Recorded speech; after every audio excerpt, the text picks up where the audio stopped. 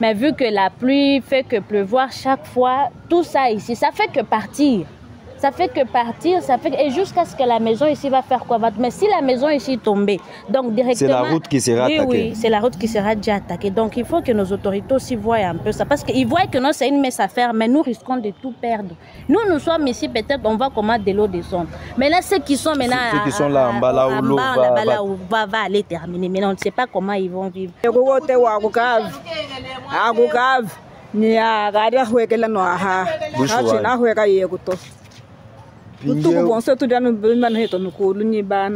Jiba jufo ba ko keshi bati menga balo mwabe bafo banu ambile chini kimba to ambile jiba mbalo abonu ngwe batangila ba ko atan ma photo chana na shejinu ambulu shejani nzubu yenu miuka mina photo mina tuka photo ni magutu balomba 1500 ba ko atan photo ya nzubu yenu miuka yenu. Quel est le rôle de l'État? Quel est le rôle de l'État? Si les gens peuvent vivre dans de mauvaises conditions comme ça et l'État n'intervient pas. C'est ici l'occasion pour moi de lancer un message au gouverneur de la province. Révérend pasteur, c'est comme ça que moi j'aime vous appeler. Son Excellence, révérend pasteur. Et regardez vos électeurs de Tchassassa, comment ils sont en train de souffrir. Cette parcelle risque de disparaître. Vous voulez que le pire puisse vraiment arriver pour que vous puissiez venir intervenir ou comment? Gouverner, c'est prévoir. Le pire est déjà arrivé, venez et intervenez quand même dans un bref délai. Ça a pris du temps, monsieur le gouverneur. Ça a pris vraiment du temps. Mbuji-Mayi 24, bonjour et bienvenue à tous nos abonnés d'ici et d'ailleurs. Je suis Kassonga Ngoyi, votre Kamona Kamba, c'est-à-dire celui qui voit et qui rapporte pour vous.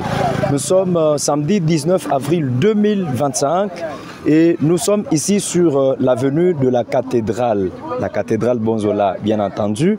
À quelques mètres de la terrasse Nouvelle Cave, à côté de l'école SGTK, en face de moi se trouve les terrains Mitembela. Mesdames et messieurs, nous sommes ici pour une émission vraiment importante.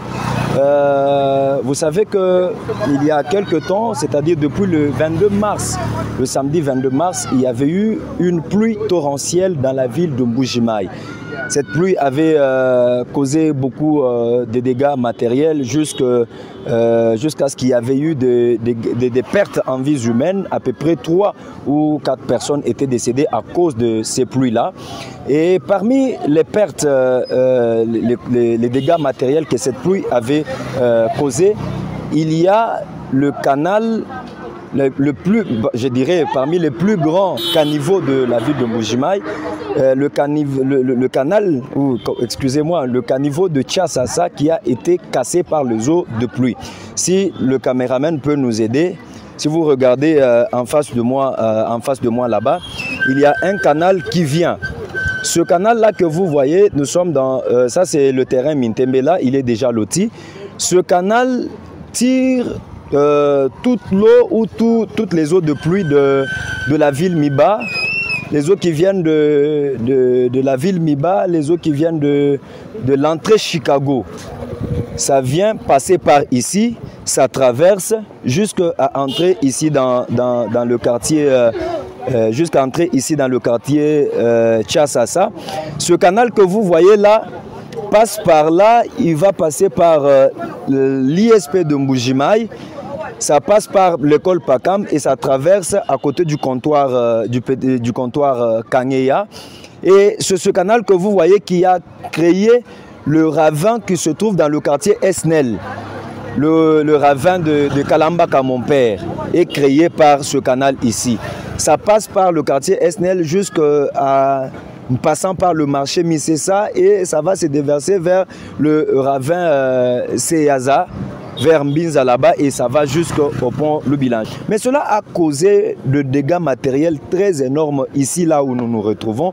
Vous allez le constater. C'est ainsi que nous allons nous rendre pour voir ce qui s'est passé depuis le 22 mars, le samedi 22 mars. Qu'est-ce que le gouvernement a fait pour pouvoir intervenir puisque le canal avait été écroulé avait été cassée par les eaux de pluie. Alors nous nous rendons là, nous vous demandons de vous abonner à notre chaîne YouTube Mbuji-Mayi 24 HD pour avoir des informations de la ville de Mbuji-Mayi. Et si vous arrivez à Mbuji-Mayi pour la première fois et que vous avez besoin d'un appartement ou d'une voiture qui peut vous aider dans vos courses en ville ou en dehors de la ville, contactez-nous au numéro qui est affiché au bas de votre écran. Si vous êtes en Mbuji-Mayi et que vous avez besoin d'acheter ou de vendre une parcelle dans la ville de Mbuji-Mayi, contactez-nous également à ce numéro-là.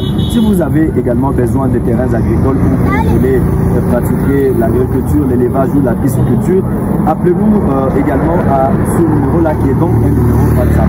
Derrière la caméra se trouve notre frère Emmanuel Katenga. Alors nous allons partir pour voir ce que le gouvernement provincial a fait jusque-là pour décanter cette situation-là. Alors suivez-moi. Voilà, maintenant nous allons entrer dans le quartier pour voir exactement ce que la pluie a fait depuis le 22 mars.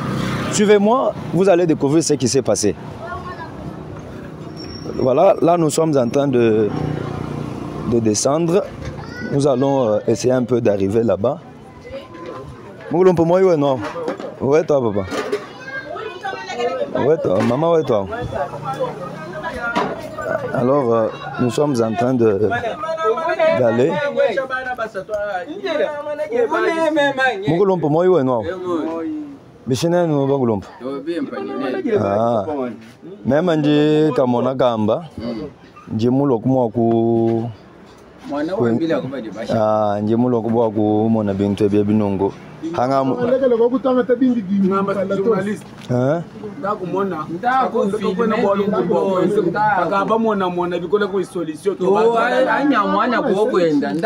Ça va? Toi, c'est que tu l'as bon,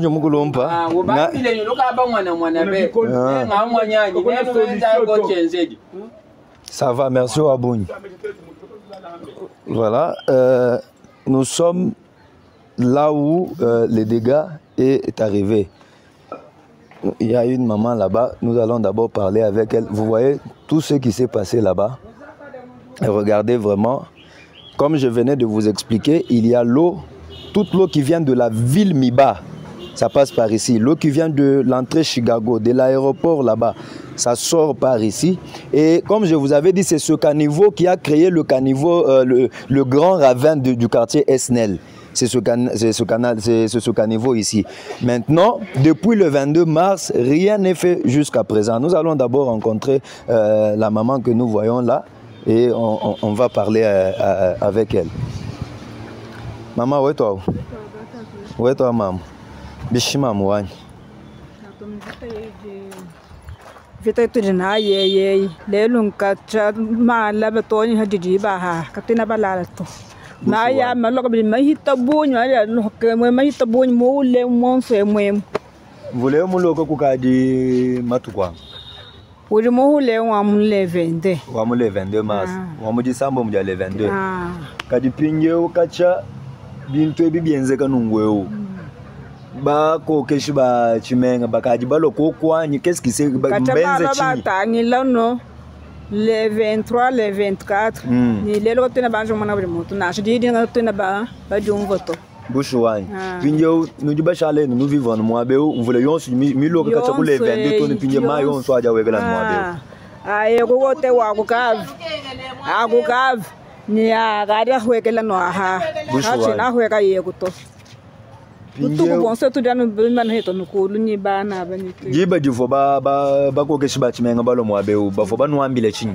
kimba to ambile jibo mbalo abonu ngwe batangila ba lukile foto ba ko atan ma foto chanana na shejinu ambulu shejani nzubu yenu miuka mina foto mina tuka foto ni maguta ba lomba 1500 ba ko atan foto ya nzubu yenu miuka yenu pinjeu chidu wambile bobu bina bako keshi bafu balu abo abo nchinyi bwala ngondu muji mukaja kukumbana kakuena bwala buji bubenze to chudi mwakumambile nchinyi mama bala batiba kila ko kumukidi batiba kila ko tumana mwakulala ko kutulumunzu bushuwani toi c'est que la wabo ni maman. Moi c'est Aurélie Niese. Oui, maman Aurélie. Oui, parce que nous habitons quand même ici. Peut-être les autres d'ailleurs, ils peuvent pas vous expliquer la manière dont on est en train de vivre avec l'eau l'eau des pluies qui coule un peu ici. Parce que l'eau vient, vous voyez, si on prend, vous voyez au niveau de Kankou, la route, l'avenue Kankou, là, on avait fait le caniveau. Donc l'eau qui quitte vers le Mintembeleti, ça vient juste ici.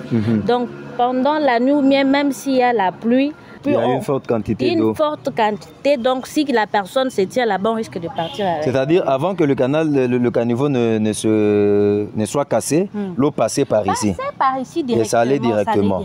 Et quand il y a eu cette pluie-là du 22 mars, ça a cassé tout ça et l'eau a changé de direction pour commencer à passer par ici. Maintenant, est-ce que les autorités sont déjà venues ici? Oui, le maire de la ville était venu. Et puis, juste le maire de la ville, et puis j'avais vu d'autres autorités. Ce sont les personnes-là qui étaient venues. Et quand elles sont venues, qu'est-ce qu'elles disaient? Bon, d'après moi, quand quand monsieur le maire est venu, il s'est seulement tenu là-bas. Il n'est pas descendu jusqu'ici pour voir comment, voilà. Oui. Alors, on a attendu, une fois on avait, les gens du quartier se sont soulevés, ils ont mis des barricades là-bas pour dire que peut-être on pouvait un peu intervenir. Il n'y avait pas eu l'intervention, on avait juste envoyé le policier pour venir sécuriser. Et quand même les policiers ont vu que non, donc ici il faut qu'on puisse faire quoi, qu'on puisse intervenir le plus vite possible, sinon pas, tout ici risque d'être démoli. Voilà. Bon, depuis qu'on attendait, jusque même maintenant, on n'a pas vu personne n'est venu pour voir comment on peut commencer. Si vous voyez, quand c'était au début, c'était un peu quand même bien. Mais vu que la pluie fait que pleuvoir chaque fois, tout ça ici, ça fait que partir. Ça fait que partir, et jusqu'à ce que la maison ici va faire quoi? Mais si la maison ici est tombée, donc directement... C'est la route qui sera attaquée. Oui, c'est la route qui sera déjà attaquée. Donc il faut que nos autorités aussi voient un peu ça. Parce qu'ils voient que non, c'est une messe à faire, mais nous risquons de tout perdre. Nous sommes ici, peut-être on va commander de l'eau descendre. Mais là, ceux qui sont maintenant... Ceux qui sont là en bas, là où l'eau va aller terminer. Mais on ne sait pas comment ils vont vivre. Je ne sais pas, notre gouvernement, il pense à quoi? Dites-leur alors quelque chose de clair. Dites-leur quelque chose, les autorités de la ville. Vous leur dites quoi? Pour moi, ce que je veux dire, en tout cas avec les autorités de notre ville, pour faire d'abord les travaux, il faut d'abord consulter les experts. Pourquoi? Parce que quand on faisait la route ici, notre cathédrale ici, il y avait des compacteurs. Le mouvement des compacteurs, d'abord, ça a créé des fissures avec le caniveau ici. Parce que la maman ici avait vu, et puis il était parti voir les gens, les agents qui travaillent pour leur dire, pour leur dire que non. Quand vous travaillez ici, chez moi ici dans le caniveau, là, il y a déjà des fissures. On leur a répondu que non, on ne nous a pas envoyé là-bas, on nous a envoyé de faire ce qu'on est en train de faire. Donc elle voyait tout ce qui s'est passé, elle faisait toujours recourir aux gens qui étaient présents, mais personne n'est venu pour intervenir. Alors, moi, ce que je peux demander, avant de faire les travaux, chercher un peu les géotechniciens, les gens qui sont appropriés de faire d'abord les études du terrain pour voir comment placer les histoires, en fait, qu'on puisse bien construire quelque chose qui est un peu durable pour protéger la population. Chers abonnés de Mbuji-Mayi 24, je crois que vous pouvez vous-même vous constater le dégât que cette pluie a causé ici. Je vous dis bien que c'est depuis le 22 mars de cette année que de fortes pluies tombent dans cette ville et les autorités n'ont rien fait. Vous avez suivi les mamans qui vivent ici. Elles disent que les autorités sont venues ces 22-là quand il y a eu pluie et ils les ont pris des photos. Et pour prendre des photos, il fallait payer 1500 francs. Et depuis lors jusqu'à présent, personne n'est jamais passé ici. Nous décrions cette indifférence et cette... comment on va appeler ça? C'est de l'incompétence, c'est de la négligence. Il n'y a pas vraiment de terme pour qualifier cela. Nous allons un peu parcourir la parcelle pour voir vraiment ce que ceci peut causer ici. Nous allons voir, regardez, il y avait ici une maison. La maison a été écroulée par les eaux de pluie. Il y avait des gens qui vivaient ici. Le ministère des Affaires sociales, qu'est-ce que ce ministère-là fait ici dans cette province? Qu'est-ce que ce ministère-là fait ici dans cette province? Nous sommes en train de descendre. Ici, nous sommes en Mbuji-Mayi, la ville du chef de l'État, la capitale mondiale du diamant industriel, comme on a toujours l'habitude de pouvoir parler. Ça, c'est un ravin qui est en train de se créer en pleine ville. Et les autorités ne font absolument rien. Absolument rien. Partout là, regardez. Regardez. Et les autorités ne font absolument rien. C'est pourquoi nous lançons nous exigeons aux autorités d'intervenir ici le plus vite que possible. Le plus vite que possible. Quel est le rôle de l'État? Quel est le rôle de l'État? Si les gens peuvent vivre dans de mauvaises conditions comme ça et l'État n'intervient pas. C'est ici l'occasion pour moi de lancer un message au gouverneur de la province. Révérend pasteur, c'est comme ça que moi j'aime vous appeler. Son Excellence, révérend pasteur. Et regardez vos électeurs de Tchassassa, comment ils sont en train de souffrir. Cette parcelle risque de disparaître. Vous voulez que le pire puisse vraiment arriver pour que vous puissiez venir intervenir ou comment? Gouverner, c'est prévoir. Le pire est déjà arrivé. Venez et intervenez quand même dans un bref délai. Ça a pris du temps, monsieur le gouverneur. Ça a pris vraiment du temps. Vous pouvez le remarquer vous-même. Nous sommes à Tchassassa, derrière la nouvelle cave. Juste à côté, ici, c'est la terrasse nouvelle cave. C'est la terrasse nouvelle cave. Et nous sommes vraiment désolés. Nous sommes vraiment désolés. Nous vous demandons vraiment de pouvoir partager, vraiment la vidéo. Regardez, il y avait une maison ici. Et tout cela a été démoli. Tout cela a été démoli. Là, c'est la porte de derrière de la nouvelle cave.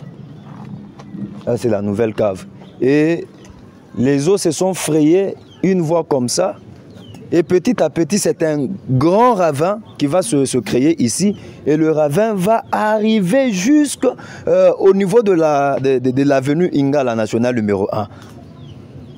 Les autorités de la ville de Mbuji-Mayi, de la province du Kasaï oriental, le ministère des Affaires sociales, des Affaires humanitaires, vous avez du travail à faire ici.